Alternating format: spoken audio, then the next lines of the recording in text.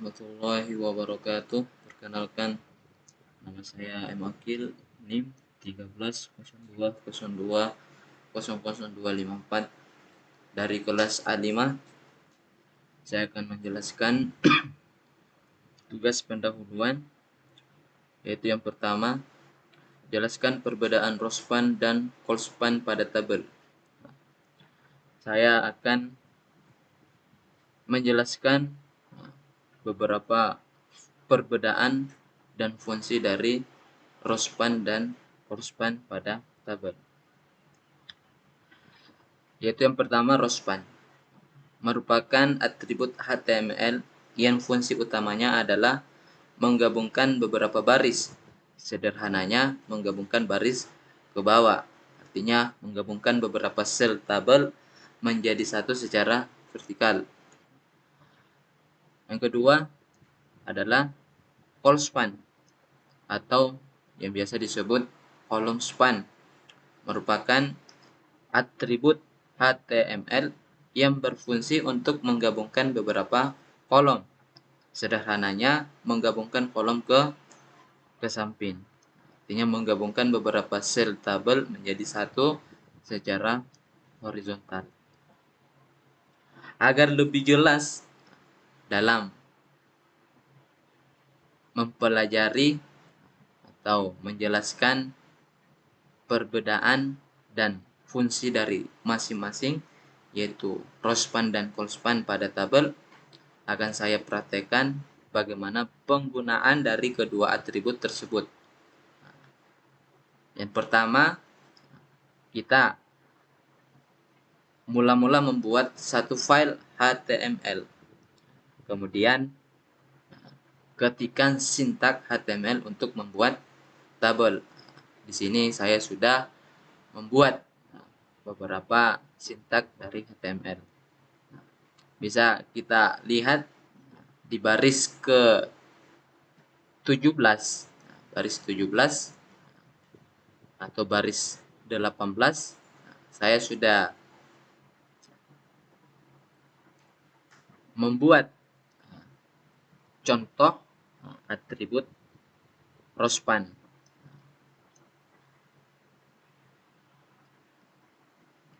Saya akan memberi nilai kepada atribut rospan dengan nilai 3, yang artinya akan menggabungkan sebanyak 3 baris tabel ke bawah. Kita save, terus kita lihat hasilnya. Dengan nilai 3, maka hasilnya seperti ini. Jadi rospan akan menggabungkan satu tabel sebanyak 3 baris ke bawah. Ini adalah rospan. Yang kedua adalah kolspan. Bisa dilihat kolspan saya tulis, saya ketik atributnya di baris ke 39. Di sini kolspan saya akan memberi nilai atribut kolspan sebanyak 2. Terus kita save. Maka dari atribut kolspan dengan nilai 2 sebanyak 2, ini akan menggabungkan sebanyak 2 kolom ke samping. Maka hasilnya akan seperti ini. Kita refresh. Ini dia. Atribut kolspan akan menggabungkan sebanyak 2 kolom ke samping. Jadi penggunaan kedua atribut tersebut, rospan dan kolspan, itu sangat mudah. Tinggal dilihat kolom dan baris yang ingin kita gabungkan. Apakah kita mau menggabungkannya ke samping atau ke bawah. Next, kita masuk ke nomor 2, yaitu jelaskan perbedaan metode post dan get pada form. Jadi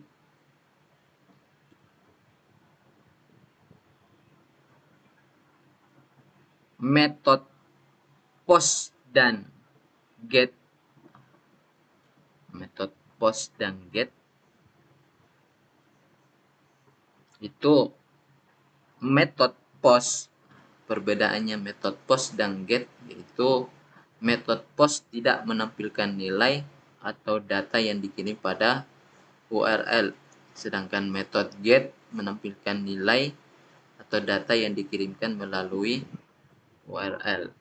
Nah, untuk penggunaannya, untuk menggunakannya itu cukup sederhana dengan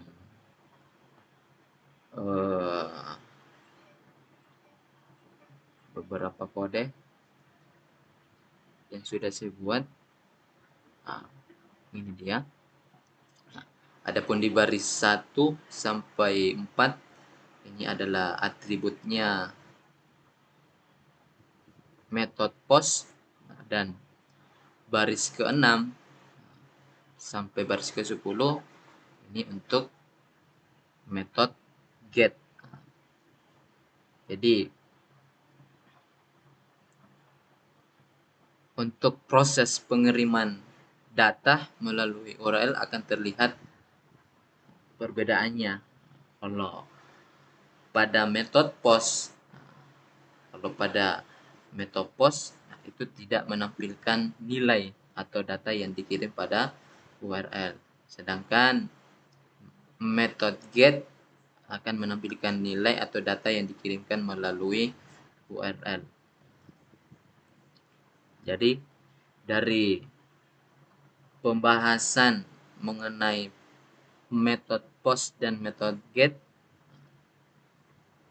ini perlu beberapa hal yang harus juga kita ketahui. Artinya dari perbedaan antara kedua metode post dan metode get, yaitu untuk keamanannya, untuk keamanan. Jadi mengirim data dengan menggunakan metode post itu memang lebih aman dibandingkan mengirim data dengan menggunakan metode get. Terus kedua, pada pengiriman data melalui metode get itu dibatasi panjang string hingga 2047 karakter. Dan yang ketiga, pada pengiriman data melalui metode post memang tidak dibatasi secara langsung melalui karakter, tetapi melalui besarnya data yaitu 8 MB. Namun hal ini dapat diantisipasi dengan melakukan sedikit konfigurasi pada server. Misalnya pada PHP, kita dapat mengatur kapasitas data yang diterima menggunakan metode post dengan mengubah settingan post max Zex pada PHP ini. Itu tadi dari nomor 2, perbedaan dari metode post dan metode get. Terus next, nomor 3 yaitu berikan contoh sintaks membuat tabel di SQL dan lakukan percobaan DML pada tabel yang telah ada. Saya akan membuat beberapa sintaks tabel. Pertama, kita buka CMD-nya.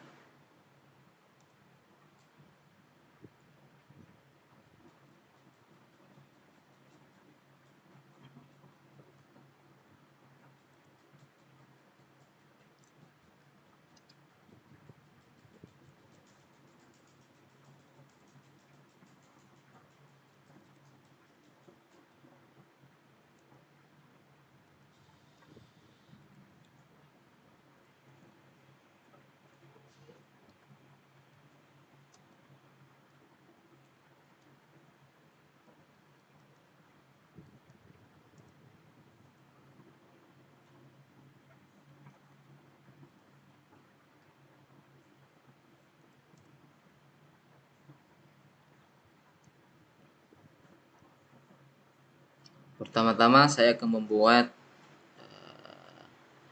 database-nya dulu.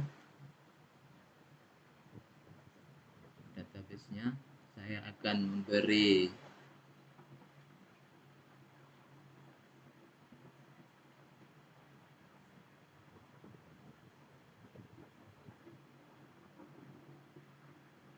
nama database-nya,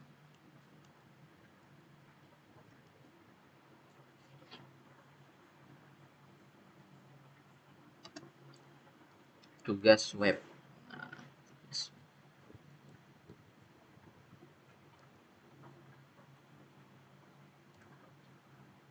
oke, terus saya akan aktifkan database-nya.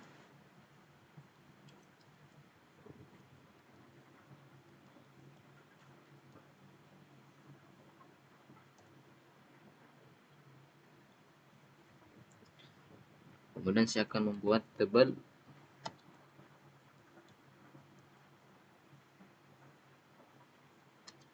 dengan nama with table web.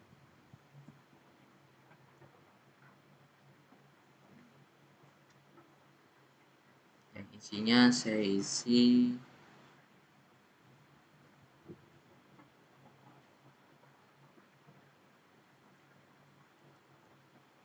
pemrograman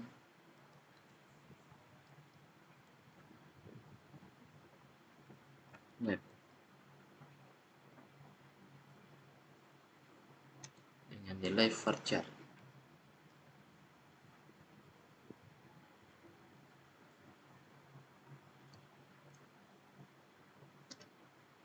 Kemudian basis data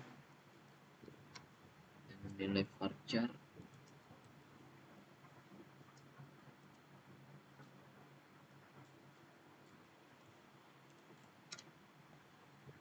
Kemudian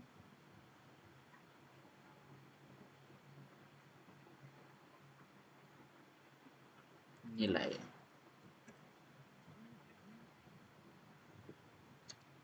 dengan tipe data integer.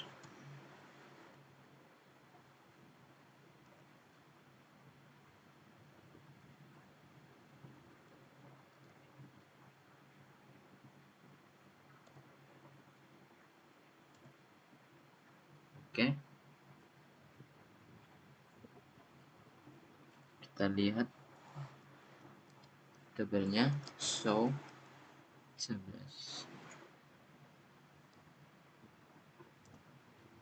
Oke, sudah jadi tabelnya. Kemudian kita lihat isi tabelnya, nilainya.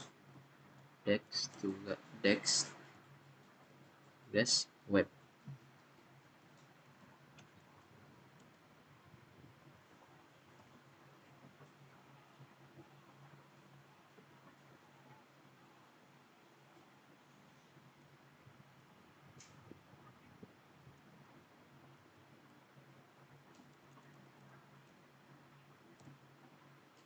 Sudah ada.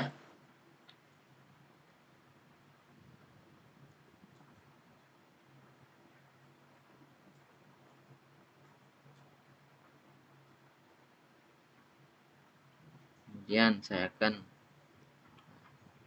menggunakan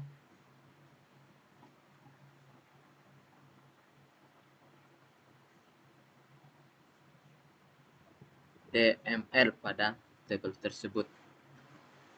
Yaitu yang pertama,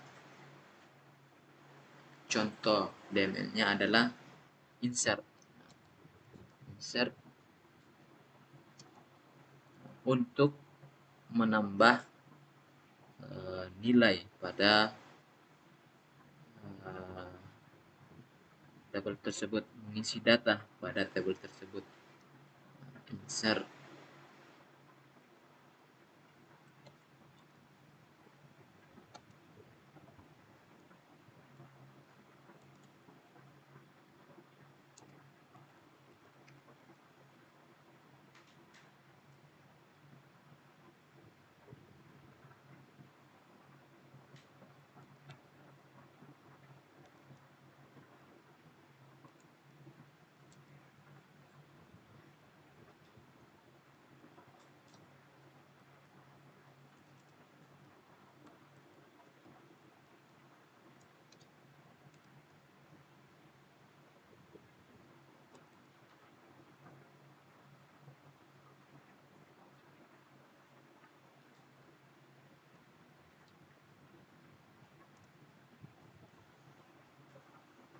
buat lagi insert.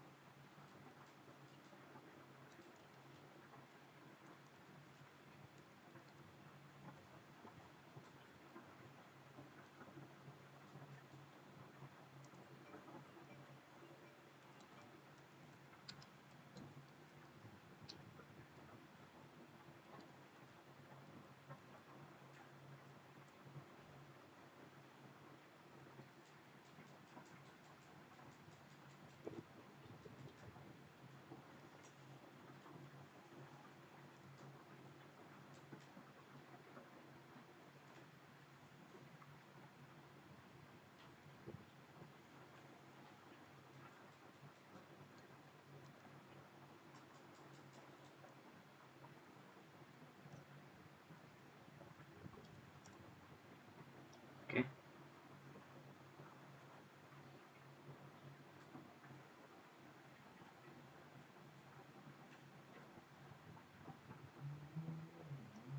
Kemudian saya akan memakai fungsi dari DML yaitu select.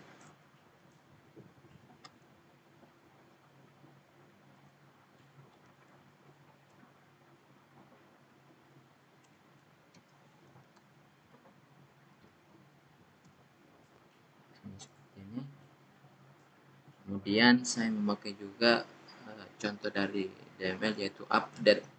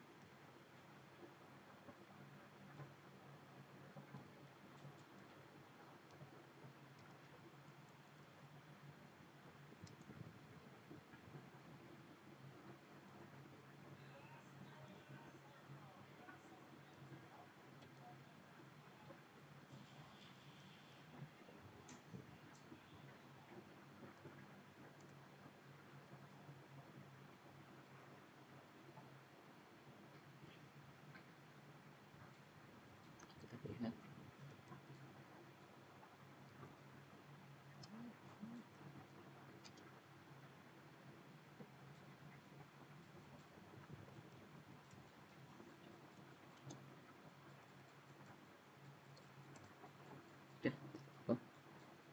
Kemudian saya memakai contoh dari DML yaitu delete.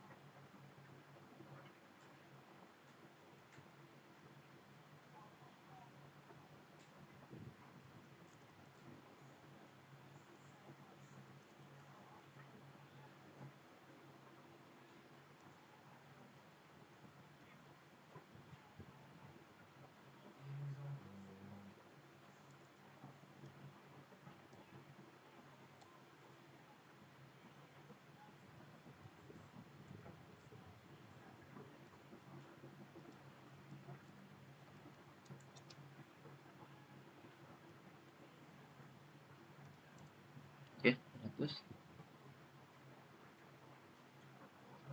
Cukup sekian dari saya. Ini adalah contoh